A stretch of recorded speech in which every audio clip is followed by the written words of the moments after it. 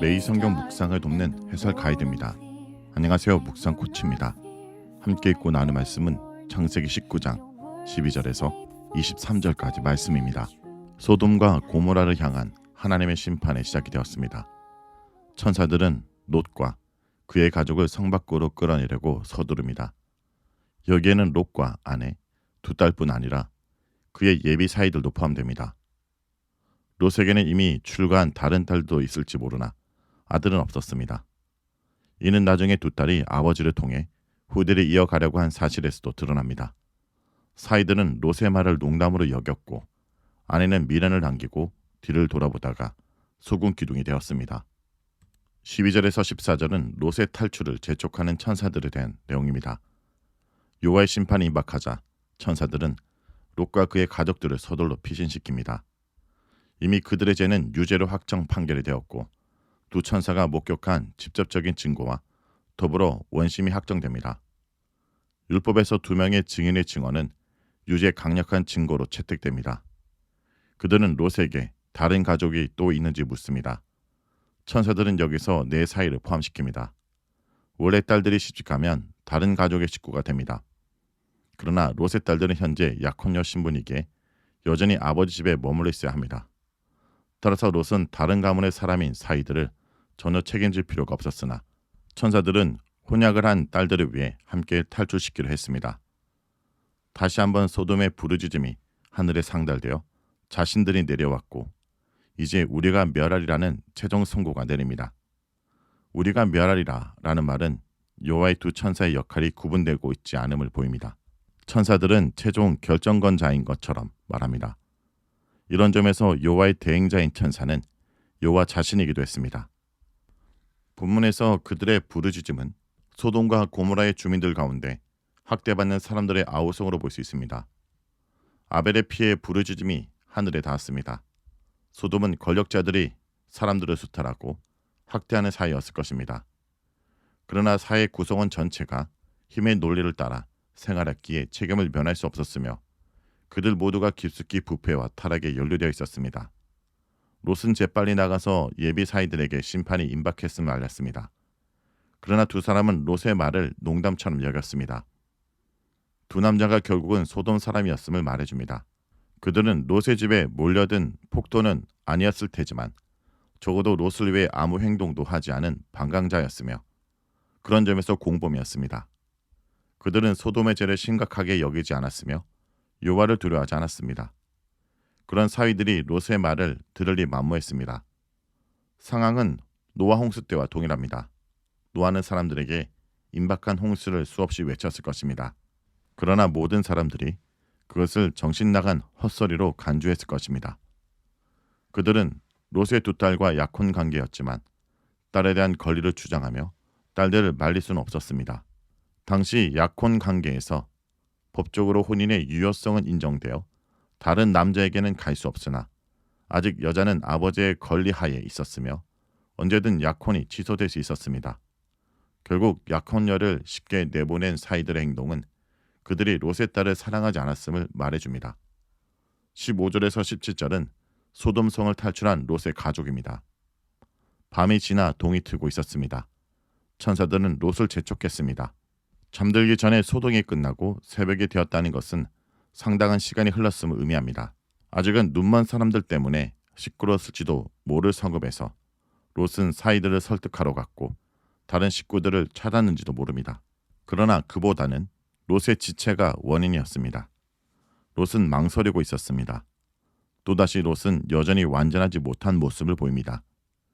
그에게는 에덴처럼 보였던 소돔이 가장 안전한 곳이었으며 그의 막대한 재산도 그를 주저하게 했습니다.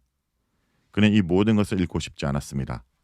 천사들은 롯과 그의 아내, 두 딸의 손을 잡고 탈주를 시작합니다.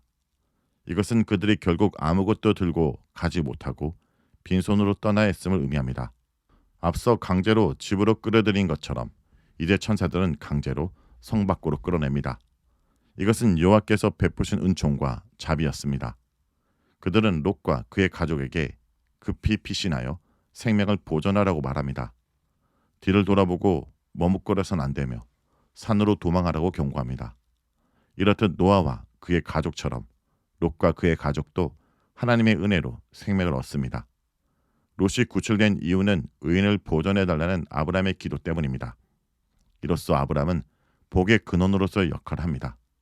하지만 분명히 심판을 면할 롯의 구원은 자신의 의로움과 그의 최종적인 선택에 달려 있습니다. 18절에서 23절은 소활성으로 피신한 롯의 가족입니다. 이 절박한 순간에 롯은 다시 시간을 지체합니다. 롯은 여전히 두려움에 쌓여 있습니다. 이제 자신이 피할 장소를 두고 천사들과 실랑이를 벌입니다. 롯은 그들을 내 주여라고 부릅니다. 이 아도니아라는 말은 존엄의 존칭으로 하나님께 사용됩니다. 여호와께서는 지금 여기 계시지 않고 하늘에 복귀하시어 유황불을 내릴 준비를 하고 계십니다. 롯은 천사를 하나님의 대행자로 깍듯이 예우하며 산이 아닌 인근 소활성으로 피할 수 있게 해달라고 요청합니다. 그는 산으로 올라가는 것을 두려워합니다. 산으로 가서 재앙을 만나 죽을까 염려된다고 말합니다.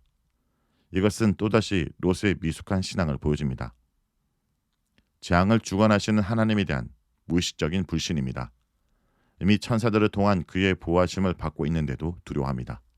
또한 그는 도시 생활을 포기하고 싶지 않았습니다. 롯은 소활성을 도피처로 허락해달라고 요청합니다. 그가 말한 구실과 명분 또한 그의 어리석은 판단력과 온전치 못한 영적 분별력을 보여줍니다. 그는 삼촌 아브라함과 나뉠 때 자신에게 먼저 주어진 선택권을 행사할 때도 물된 동산처럼 보이는 소돔 지역을 선택했는데 다시 한번 자신이 보기에 안전한 소활성을 피난처로 선택한 것입니다. 사실 현재 소활성도 안전을 보장받지 못합니다. 25절에서 소돔과 고모라뿐 아니라 인근 들판과 주거지들에도 심판의 불이 떨어진다고 예고되었기 때문입니다. 그 성읍을 멸하지 않겠다는 천사의 말로 미루어 볼 때 애초에 소활성도 심판의 대상에 놓여 있던 것으로 보입니다. 롯의 명분은 작은 성읍이 아닙니까? 라는 말에 담겨 있습니다. 그는 작은 성읍에는 하나님께서 심판을 내리지 않으리라 생각한 것 같습니다. 작은 성읍이 외로워서가 아니라 죄의 분량도 적어 심판이 면제될 것이라는 판단이 섰을지도 모릅니다. 그러나 죄는 결코 인구수와 분량의 문제가 아닙니다. 분명 도덕적인 면에서는 같은 지역에 위치한 소활도 소돔과 동일한 문화권의 한 패거리였을 것입니다. 어쨌든 롯은 소활을 선택하지만 나중에는 반대로 소활에서도 살기가 두려워서 결국 산으로 거처로 옮깁니다. 천사들이 롯의 간청을 받아들여 소활 땅은 보존됩니다. 여기서 소수의 의인만으로 멸망을 피할 수 없고 하나님께서 의인들을 도피시키지만 때로 소수를 살리기 위해 성의 심판이 유예될 수 있다는 사실을 보여줍니다. 시간이 점점 지체되는 상황에서 천사들은 롯에게 속기 소활로 도피하라고 명합니다. 롯과 가족들이 소활에 도착하기 전까지는 하나님께서 심판의 버튼을 누르지 않으십니다. 천사 중 한 명이 내가 아무것도 행할 수 없다라고 말합니다. 그러나 24절은 여호와께서 하늘로부터 유황과 불을 내리셨다고 말합니다. 천사들의 말은 여호와의 말이고 그들의 결정은 여호와의 결정입니다. 그들이 도피한 성의 원래 이름은 멸망, 삼킴을 뜻하는 벨라였습니다. 처음에 왜 이런 이름을 붙였는지 모르지만 심판 이후에 그 마을은 작다라는 뜻의 소알로 바뀌었습니다. 롯은 해가 돋을 쯤에 소알에 도착했습니다. 성도 여러분, 롯의 이야기는 단순히 이전의 소돔의 멸망 이야기로 끝나지 않습니다. 그것은 오늘을 사는 우리에게 던지는 경고입니다. 우리는 소돔 같은 세상에서 무엇을 성공의 기준으로 삼고 있습니까? 불타 없어질 것들에 마음을 두고 주저앉아 있지는 않습니까? 하나님은 지금도 우리의 손을 잡아 이끄십니다. 이곳은 내가 머물 곳이 아니다. 생명을 향해 달려가라 라고 말씀하십니다. 여러분, 세상을 향한 머뭇거림을 멈추십시오. 농담처럼 들리는 세상 유혹을 뿌리치고 오직 주님의 자비하심을 의지하여 수화를 넘어 주님이 예배하신 산으로 나아가는 주의 백성들이 되길 간절히 기도합니다. 말씀을 놓고 기도하겠습니다. 주님, 저희는 입술로 주님을 사랑한다 말하면서도 마음 한편으로는 세상의 안락함과 소돔의 하렘을 참아 내려놓지 못했습니다. 우리를 용서해 주옵소서. 심판의 경고를 농담처럼 여기는 이 시대의 완악함이 우리 영혼 속에 침투해 있음을 고백합니다. 주님, 이 시간 간절히 구하오니 롯의 손을 잡아 이끄셨던 그 강권적인 은혜의 손길로 오늘 우리를 붙들어 주옵소서. 예수님의 이름으로 기도합니다. promises still brightly glow. They comfort me